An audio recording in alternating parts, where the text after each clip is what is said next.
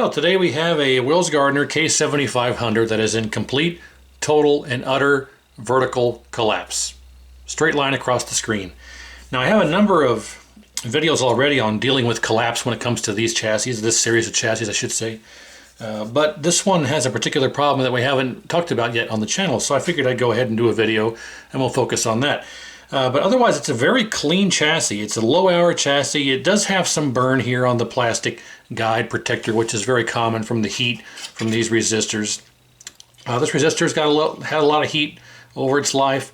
But I mean, overall, the chassis is a pretty relatively low hour chassis because not only is it very clean, but there's hardly any heat damage from the neck board. You can see it is a little bit dark, but most of the time these things are super. I mean, look how low hour this is. There's not any discoloration here at all. And over here on the blue one, hardly any at all. It's mostly green. But it's just, and then the back side, I've already done a little bit of reflow here, but a very low hour, very low heat 7500. So it's somewhat rare to see one come across the bench that's this low hour with in this good a shape. So right away, I'm not going to show what the problem is. Maybe some of you can already see what the problem is, but I'm not going to point it out. You can pause it right now and see if you can spot the problem. You probably can if you're eagle-eyed. But let's go ahead and go through the normal things before we get to the actual issue. Okay, so when you have collapse, complete total collapse, the first thing you want to check is R303 and D302. Now R303 is this guy, let's go back to the point, is this guy here, R303, and then right underneath it here is D302. You want to check those two components because they come right off this leg of the flyback, which supplies the voltage, the 25 volt reference for the vertical deflection, comes across R303 and D302. So the first thing you want to check are those. Now R303 should read 1.2 ohms in circuit. Let's zoom out a bit more. Let's get this other stuff out of the way. All right, so if we check R302, should be 1.2 ohms in circuit. If we check it,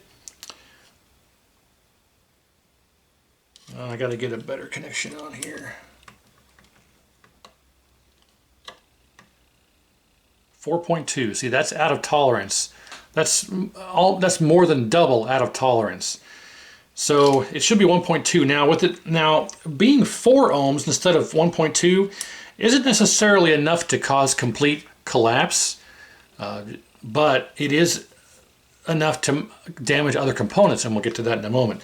So R303, I always get confused with R303 and D302, but R303 reading 4 ohms is definitely bad. We're going to have to replace that. And if you look at it, it is kind of heat damaged, slightly. You can see it's a bit dark in the middle there.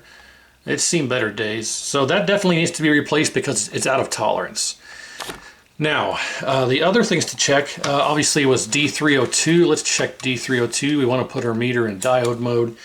A negative lead on the side with the stripe, and we'll test the diode here, and we get 0.5 voltage drop. So D302 is good. It's almost always good. So far we have a bad R303. Now the next thing to check is D603, this diode in here, right there, D603. And you want to read it. It should read the normal way and should not read backwards. If it reads both ways, the vertical IC is shorted. So if we go to here, it should read our 0.5 voltage drop. There you go. And if we switch our leads around, it should not read the opposite way, and it does not. So our vertical IC is most likely good. So if we go ahead and just test it just for the hell of it, we're checking to make sure that none of the pins are shorted to ground. So if we go to continuity mode, actually let's flip this around here. Okay, if we go to continuity mode, and the only pin that should bring to ground is 5, so if we touch ground here, let's just go right here. It should only be pin 5, so if we go 1, 2, 3, 4, 5, 6, 7, 8, 9, 10. 1, 2, 3, 4, 5, 6, 7, 8, 9, 10. So vertical IC is good, D603 is good, D302 is good. So those are the normal things that you'd want to check when you have vertical collapse. Now, there's also one more thing to check, and I'm pretty sure it happens to be our problem. The more eagle-eyed of you may have noticed that R403, I think it is, R402 is slightly burned. R402 here is very slightly burned. Now, of course, if we test it, it's going to read open, or who knows what it reads. I haven't tested it yet. If we test it here, oh, sorry. Yeah, slightly, 0.9 megohm, 700K, 600K. It doesn't matter because it's supposed to be 1.2 ohms. So I guarantee you we're reading through other components. If we take this out of circuit, I guarantee it's open. But so if we grab another donor 7500 here, and we check R402 in circuit, and this one, you can clearly see that it is 1.0, give or take. So yeah, the question now is, why did that burn up? If we follow the trace here, our 25 volt reference comes off the leg of the flyback here on this trace, and it goes across R303, and then it goes across over to this diode, through the diode R302, I'm sorry, D302. R303 to D302 onto this yellow wire, which goes to here, which follows the trace right to R402. So I think that this burned up. I think this burned up because this resistor went out of tolerance. It went from 1.2 ohms to 4 ohms. Now, it could be an issue with the flyback, could be a capacitor issue, but I don't think so. This is such a low hour one that even though the caps may be original, I don't think they're the cause of the problem. Wells Gardner used very, very cheap caps on these to cut cost. So they do go bad and cause issues, but this is such a low hour chassis that I don't think that the caps are actually bad. And if we get this working and the image looks good and for all intents and purposes, a good looking, beautiful monitor, I'm going to suggest to the owner of this to not change the caps, because I don't like changing parts just for the sake of changing parts. If this thing looks phenomenal and works fine the way that it is, I'll monitor this to make sure it's not overheating when I replace it, if we get it fixed, that is. And if all seems okay, I'm going to suggest not changing the caps, because if it looks good and works great, it has a great picture, there's no real reason to. And that's just my opinion. But okay, so we're going to have to replace R402 and R303.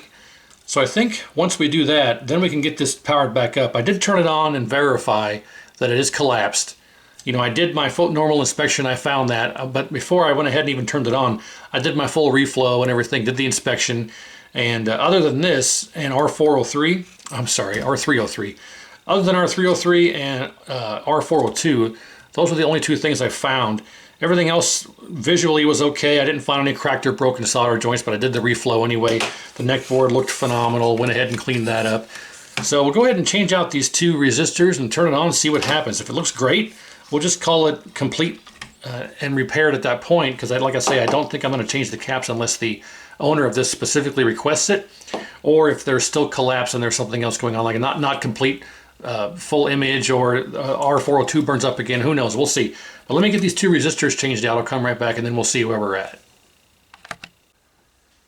Well, I got the two resistors changed out, R303 and R402, and guess what? It didn't work. Now, what I mean by didn't work is I turned it on and I no longer had collapse, but I also had no image. It did not, it was just a black screen. But I didn't leave it on long enough to really get much of an image because these resistors I just replaced got so hot so quick that I zapped the power off immediately. You can see here that I've got the original R303 and R402 here already removed. And there's the burned up. And I'll explain, I know why this burned up. Well, not why yet, but the cause, but the reason. It's hard to explain. So we got those replaced with the correct 2 watt 1.2 ohm and 2 watt 1.2 ohm resistors. Now you can see this one has a nice reddish brown color to it. Well, when I turned this on, it went from this reddish brown to dark brown in about 3 seconds. Not only that, I could start smelling it burning. So I zapped the power off immediately, and yeah, I mean, the smell lingered for a good couple of minutes. Fortunately, they survived. They're still 1.2 ohms now, so the resistors survived. So I did check though. I turned it back on and went to our 25 volt test point right here. You can see our test point here. I forget what, I think it's 200. I can't recall, but it's our 25 volt reference for our vertical deflection. And you can see that it runs right through here across this jumper to our 402. So I took this out of circuit, as you can see. Whoa, I still got a charge there. That was interesting. Anyway, so let me go back. I tested our 25 volt reference and it was 6 volts.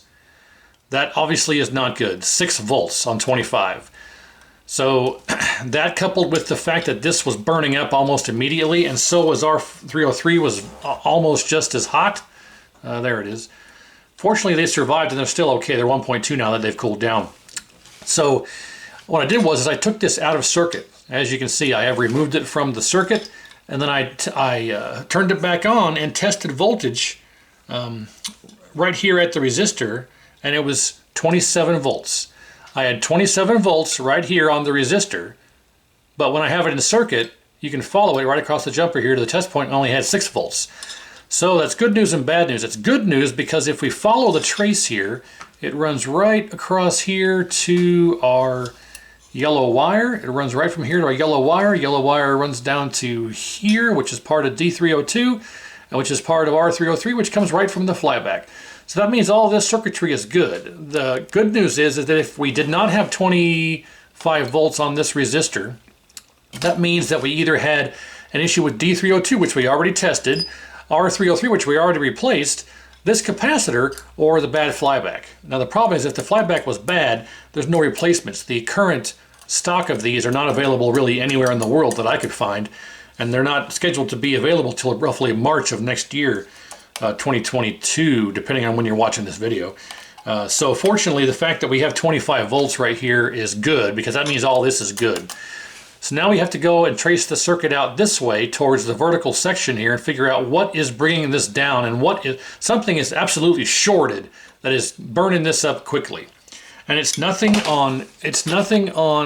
be anything on this side, because if we can take this out of circuit and read 27, then this side's fine. It's going to be something hooked up to this pad going this way. So I'll start poking around here and doing some readings and see what I can find. And when and if I find the problem, I'll come right back and we'll show it in detail and see if that causes any kind of change to the issue and go from there. So let's see what I can find. Well, I'm pretty sure I have found the problem, and I'm glad that I did this because I may have spent a lot more time on this than I should have, because this is a good tutorial, and it just goes to show you that just because a component doesn't have any legs that ring to ground doesn't necessarily mean that it's not actually bad. So there was a cascade failure here. Now I don't know if it went from vertical IC to R402 to R303 or vice versa, but on that circuit it took out these 2 resistors. This one not as much, but this one definitely completely cooked itself. So let me show you some example here of what I found. So basically I went through the entire circuit. When I lifted R402, when I lifted R402 out of the circuit and I had my 25 volt reference, but when it was in circuit, I only had 6 volts or whatever it was, 5, 6, 7 volts, and it turned dark real quick and heated up, and I shut the power down. So I knew something on that circuit, on that trace, was bad cooking this resistor. So I followed that all the way to the vertical IC. There was a single cap in the way. Otherwise, it was a straight shot right to the IC. Now, it didn't go to the problem pin. I'll show you the problem. Actually, the problem pin is pin 1. The leg of R402 actually goes to pin, 8? 1, 2, 3, 4, 5, 6, 7, 8, 9. Pin 9. Pin 9 goes to this resistor. However, based off of that, the fact that this resistor is burning up on the output side towards the vertical IC and not towards the flyback by removing that leg and getting my 25 volt reference and only having 6 volts in when it's in circuit, I knew the problem was from the resistor towards the vertical IC. So there weren't any components in line except for a capacitor or two or something and another resistor, but those checked good. What I did was I started checking the vertical IC, all the pins to ground. And I'm sorry, no, let me rephrase. We checked all the pins to ground before, just for a short. We checked all the pins to ground for shorts. None of them were shorted except the correct pin to ground. But we didn't bother to go to ohms. We were just checking continuity to ground. When I went to ohms, again, the pin that connects to the burned up resistor is pin 9. However, when we go to pin 1, check this out. If I go to the frame here, go to pin 1, we get 40 megohm. This one is a brand new one. This one is an as removed from a donor chassis. And this one is the one out of our problem chassis that we're working on. So I removed, well, based off of I was getting weird readings, and you'll see I took the voltage rate, I'm sorry, I say it every time, at least one time I say it wrong. The vertical IC, because they both start with V. I took the vertical IC out and tested the pads to ground, and my anomalous reading went away. So I knew that I probably most likely had a bad vertical IC. So this is the one out of our bad chassis. So if we go here and we touch the first pin here, pin 1, we got 40 megohm to the frame. The as removed from a donor chassis, 40 megohm to the frame. The one from our collapsed chassis, 551 ohms. So this just goes to show you that even though it checks good when going to ground, and when it checks good I mean there's no pins that are shorted, just because you don't have any pins that are shorted doesn't necessarily mean that the IC is good. So the reason I discovered this and found it is because there weren't really any components in the pathway from the output of the resistor to the IC. So it pretty much had to be the IC. So when I went through and checked each pin to ground, I got that 551 ohms, and I thought that just seems very odd. Because if we actually go to the frame and touch, I think, pin 5, see, there's our ground. So same thing on these, ground. So ideally you don't want any pins to go to ground except that pin 5. But if I go to the ground and touch here, it's 551 ohms. Now that's not correct, not in any way, shape, or form. And again, pin 1 to frame is 40 megohm. So in circuit, it read 551 ohms to ground. I knew, based on the fact that we had good input to the resistor, but bad on the output when it's in circuit. And we had that odd reading, and there weren't really any other components in the circuit from the output of here to here. I knew that this had to be the problem. So let's get this brand new one installed, and then see if we have our 25 volt reference, see if we get our full deflection, and see where we're at from that point. I do want to mention that you can see here the physical difference between the resistors that I installed versus, shut up you. You can see the physical difference, but this is the correct rating. This is 1.2 ohm, 2 watt, and it's a direct replacement for R303, which is what this was. So it may look different, but it's the same rating, same wattage, same everything. So you don't really gotta, I'm sure some people were like, well, that's a much smaller resistor, it's the wrong wattage, you're putting that, it's gonna burn up again. Well, no, it's the right one. It's just newer technology, if you will.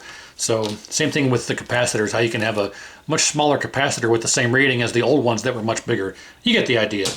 So we got these resistors replaced already. Let's get this installed and see if we get our 25 volt reference and see if we have our full deflection. So here we go. Okay, moment of truth. We got anode, neck, yoke, ground, video, power, remote. We have our meter hooked up here to our 25 volt reference test point right there. So we should get our 25 volts hopefully. As I said before, I only ended up getting about 6 volts, and our new R402 got very discolored and hot almost immediately. Same with our replacement R303. But I checked them again, they're back to 1.2, so we were able to salvage them before they burned up too bad or way out of tolerance. So let's fire it up, and I'm 100% positive that we're going to be good now. Now whether or not it stays like that, we'll find out. But I also have my transistor installed here so we can adjust our horizontal size if we end up needing to, if this works. So, well, I forgot. Every time I seem to forget. There we go. Okay, there's our suspect bad IC and our 2 bad resistors. So let's see what happens here. 1, 2, 3.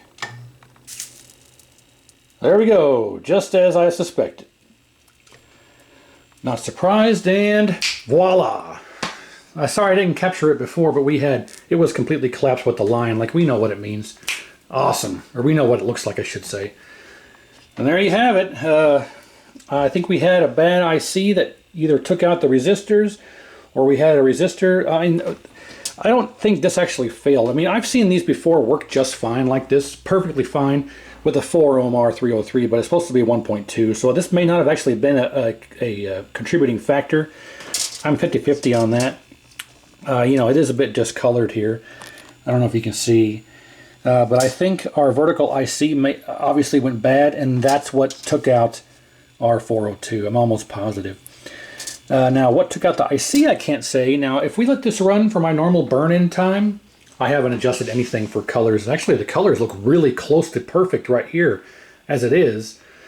But contrast and size, well, I'm not worried about that for now. We'll actually get to that in a moment. But what was I saying? Yeah, we got to worry about what actually took out the IC. Is it the caps? I don't think so. It's possible if we get this running, and I let this run for my normal burn-in time, and everything is fine, A-OK, honky-dory, and I send this back to the owner, and it happens again, then he's probably got a bad yoke. And that's unfortunate, because there's no replacement for a 7500. If the yoke is bad, you got to find a 7500 yoke, or you're out of luck. Convert the tube to standard with, put a 74 or something on there. But we are solid at 25. Well, not solid. The screen changes, so the numbers change. But we're 25. Let's check our B plus here. We should be around 117. The B plus test point is right there. We can hook to here, and what do we have? 116.2, slightly low. I don't want to reach in there and turn it up while it's running. Let's go ahead and turn it off. And fortunately, the glue is not on the, it's on the pot, but it's not around the pot, so I'm able to turn it. So let's turn it just slightly here. So there's a little bit. Let's see what difference that made. Okay, here we go. 1, 2, 3. Hey, all right, 117, outstanding. What does our shutdown pot read? Shutdown pot should read 0.1.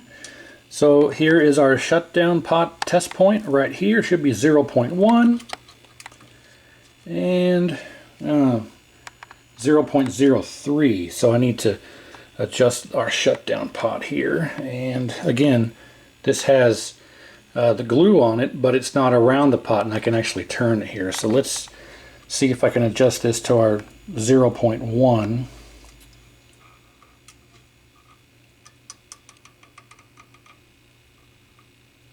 I move that a lot. What's your problem? Hey, there we go. Look at that. Fantastic. That right there is where you want to have your shutdown pot adjusted to. It needs to be 0.1. So B plus should be 117. Your shutdown pot should be 0.1. Obviously, there we go. Yeah, so good to go. So we ended up having a bad vertical IC, a bad R402, and a slightly out of spec R303. So I'll let this run for my normal amount of time, and if nothing burns up or blows up, let's touch R402 here, see if it's even warm. It's lukewarm. I think we're good. I think we're good to go. It's not even hot. It's just lukewarm. I can hold my finger on it, and nothing is happening. It's not even. You know what? Now that I put my finger against the heatsink, it's not even lukewarm. It's cool. So yeah, I think we are good to go. How about R303 here? R303. Hell, R303 isn't even warm. It's lukewarm. Not bad. That's coming right off the flyback. But I think we're golden. So our resistors aren't getting hot, not burning up. New IC, and we're right on our money for all of our test points. So let's see if we can make this look better here. Let's disconnect this so we don't touch anything. There we go. Okay, remote board. Let's start with, I got all my color pots like I normally do. I have them all set to 25%. I turn all these pots back and forth, back and forth. I normally put them all to middle range. The drive pot you can put to the middle, but the bias pots you want to put about 25%. These monitors like about 25% or less. Anything higher than that, the colors will bleed over and you'll have color bleed and things. So these are all about 25%. So we start with that point, and then I set the sub-contrast here. Right there, that sub-contrast pot, I put that in the middle. And that's a good starting point, baseline for adjustments. So then we go contrast all the way down, brightness all the way down. And then normally we turn up our screen pot until we get raster lines, but it's glued in place. So we'll just leave it like this for now. That actually looks pretty darn good as far as focus. Let's hit our focus up here. That's good there. Now, brightness, we want to turn up until we lose the background roughly there. So right there is the limit of our brightness, and we can supplement with contrast and color pots. And if we turn this up, we can see that it's bleeding. We turn this back down till it stops bleeding right about there. Okay. H position, roughly, let's see, there. Width, we have width control. Again, you have to have this transistor installed on the 7500 to have width control, or you won't be able to adjust it. H position, width, okay, we have width is perfect. Vertical position, height, back down, turn that up. Okay, well there you have it, folks. A working 7500 with a beautiful picture. And again, I mentioned these caps are all original, and now that I see how it's looking and how it's working, I personally, if this was mine, I wouldn't bother doing a cap kit until it starts developing symptoms, because this looks pretty darn good as it is. I don't know if I would do caps. I actually probably recommend to the owner to not do caps. I mean, if he wants to, I absolutely will. But in my opinion, I don't think caps are warranted in this situation. So, all right, well, we learn something new every day. Just because something's not shorted to ground doesn't necessarily mean it's not good. Or it's bad, could be bad. So, yeah, hopefully you learned something. I know I did. I've never seen this particular problem before. It's either usually just been shorted or good. I've never seen one of the legs be at a tolerance like that and causing this resistor to burn up. So, very interesting, very interesting. So, yeah, thanks for watching. Appreciate it. Stay tuned. Lots more stuff on the way. And we'll see you then.